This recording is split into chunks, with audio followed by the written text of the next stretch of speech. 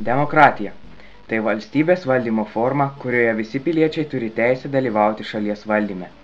Tai pažangiausia iš iki šiol buvusiųjų regis vienintelė teisinga valdymo forma pasaulyje. Tačiau niekas nėra tobula. Demokratija taip pat.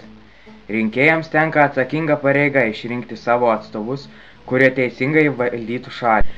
Šiuolaikinis žmogus, veikiamas greito gyvenimo tempo, nėra pajėgus apdoroti milžiniško informacijos kiekio, pradedant produktų reklama, baigiant globaliais pasaulio įvykiais.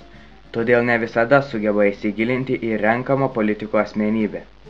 Rinkėjas dažnai asmeniškai nepažįsta renkamo asmens, jo nuomonė yra formuojama žiniasklaidos ir tuo atveju žiniasklaida tampa kaip įrankis įvairioms verslo bei politinėms grupuotėms. Ketvirtosios valdžios formuojama nuomonė nebūtinai būna teisinga. Mat žiniasklaida yra verslas, siekdama kuo didesnio pelno jis sukuria skandalingą ir netikrą istoriją. Čia prasideda su moralės normomis nesusirišanti kova. Šis politinis karas neleidžia įsivyrauti harmoningai demokratijai, rinkėjams pažinti tiesos ir išrinkti tinkamo kandidato.